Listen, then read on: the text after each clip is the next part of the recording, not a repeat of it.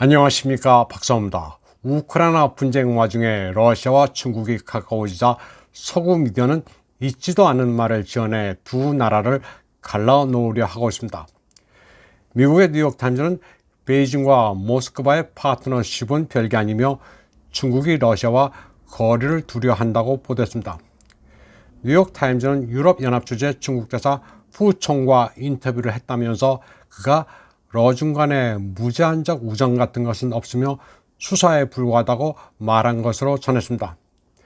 그런데 이는 뉴욕타임즈가 제멋대로 왜곡한 것으로 드러났습니다. 푸총은 우크라이나 위기에 대한 중국의 입장을 일부 사람들이 의도적으로 잘못 해석하고 있다고 타스와의 인터뷰에서 말했습니다. 그는 우크라이나 분쟁 이후 중국이 한 일과 하지 않은 일을 유럽과 나머지 세계가 잘 알고 있다고 말했습니다. 그러면서 무제한적 우정이 없다고 말한 부분은 중국이 러시아에 무기를 보내지 않을 것이라는 의미일 뿐이라고 말했습니다. 하도 서방 측이 중국이 러시아에 무기를 제공했네 어쩌네 시비를 걸고 있는 데 대한 견해를 에둘러 표현한 것이었습니다. 푸총은 뉴욕타임즈와의 인터뷰가 1시간 정도였다면서 활자로 보도된 것을 보면 말귀를 못 알아들은 것 같다고 설명했습니다. 뉴욕타임즈는 요즘 굉장히 이상하게 변했습니다. 단어 하나하나 조심스러워하는 외교관의 발언을 제멋대로 보도했습니다. 저도 뉴욕타임즈 기사를 보면서 좀 의아했습니다. 시진핑과 푸틴이 정상회담을 가진 뒤에 주 유럽연합 대사가 어떻게 저런 말을 할 수 있을까 생각했습니다. 이런 와중에 옌스 스톨텐베르크 나토 사무총장은 중국이 러시아 경제를 지원하면서 러시아의 침략에 대해 비난하기를 거부한다고 말했습니다.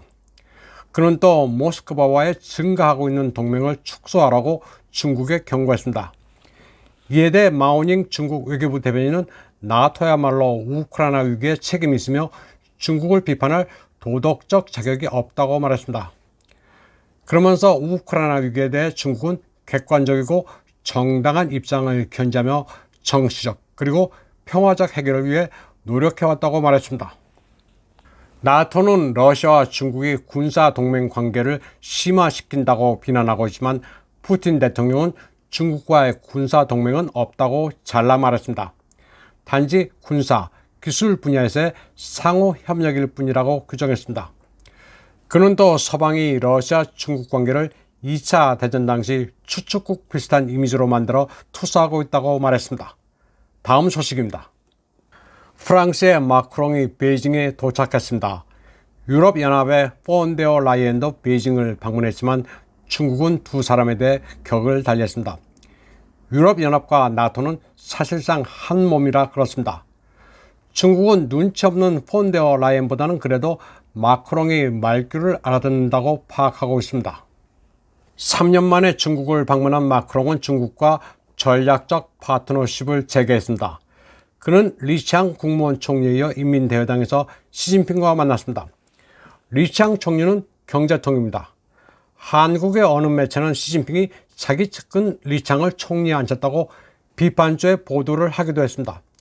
그야말로 코미디입니다. 측근을 앉히는 것은 당연합니다.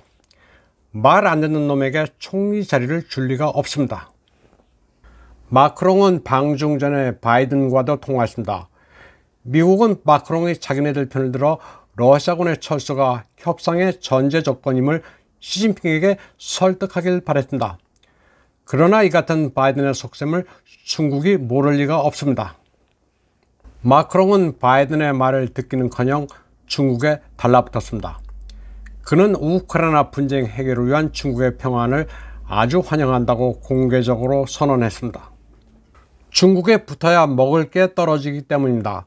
마크롱은 이번에 에어버스, 프랑스 전력공사, 루이비통, 은행 업계 등의 기업인 60명과 문화인사 20여 명과 동행했습니다. 프랑스에 있어 중국의 비중은 대단합니다. 2022년 중국과 프랑스 간 무역액은 처음으로 1000억 유로를 돌파해 1018억 유로에 달했습니다. 14.6%나 성장했습니다. 중국은 이번에 마크롱에게 에어버스 항공기 구매라는 큰 선물을 줄 것으로 보입니다. 에어버스를 사줌으로써 미국의 보잉에 타격을 가하는 겁니다. 미국과 중국이 경제 전쟁을 벌이는 것 같지만 미국은 당연히 자기네들 비행기를 사주기를 원합니다. 못 팔아서 안달입니다. 중국으로서는 마크롱에게 선물을 줄 테니 이거 먹고 떨어지라는 속내를 가지고 있습니다. 괜히 미국 편에 서서 중국을 포위한다느니 하는 것을 집어치우라는 겁니다. 프랑스는 중국에 고속철과 원자력 발전을 판매하려 하지만 그 분야는 중국이 아쉬울 게 없어 무슨 계약 같은 것은 성사되지 않을 것으로 보입니다.